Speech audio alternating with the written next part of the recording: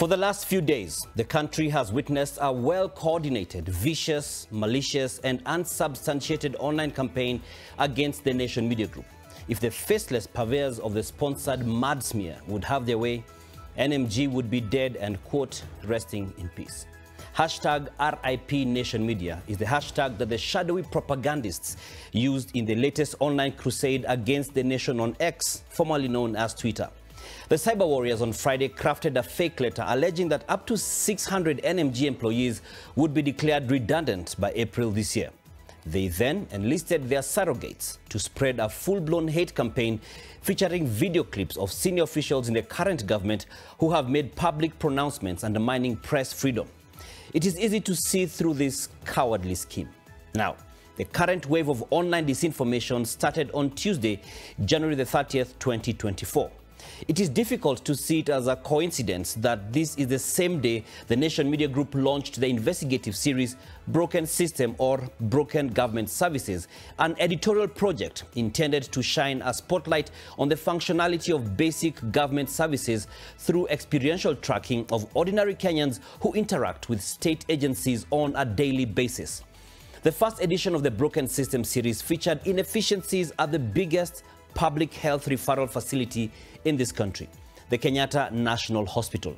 It captured the neglect and, sadly, needless deaths that occur on a daily basis along KNH corridors, significantly impacting the poor who cannot afford expensive private hospitals.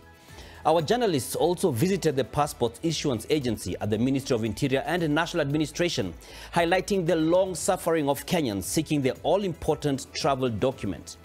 At Bima House, our journalists witnessed the suffering of pensioners pursuing the processing of their retirement dues from lethargic bureaucrats who frustrate them habitually with the aim of extorting bribes from their payoff.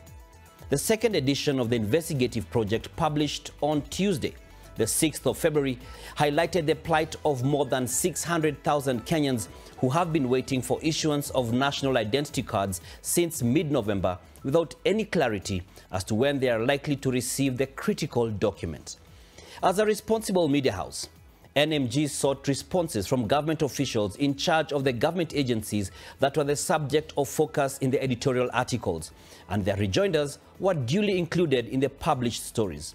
In addition, NMG journalists went to great lengths to contextualize challenges beyond the control of government officials that may have affected the delivery of services. The story on delayed issuance of identity cards, for example, indicated that a court order stopping the printing of third-generation ID cards was to blame for the unfolding crisis. On Tuesday this week, a fake letter was posted on X, claiming that the ink used to publish nation newspapers could have adverse health effects on our readers. The Kenya Bureau of Standards, that's KEBS, disowned the statement on its official X account, but not before it had been shared many times by social media users. Curiously, some individuals claiming to be KEBS officials visited the Nation printing press along Mombasa Road, ostensibly, and quote, to inspect the quality of our ink. This sustained barrage of baseless attacks against NMG as an institution, as well as its individual journalists, is as baffling as it is unacceptable. NMG has always opened itself to scrutiny and embraced criticism of its journalism. Nation is, indeed, the only media house in Kenya that has employed an ombudsman, a public editor who directly receives and publishes feedback, complaints, and criticism from our audiences. Where we have fallen short of our high standards, we have not hesitated to publish clarifications, corrections, and apologies as the situation has demanded.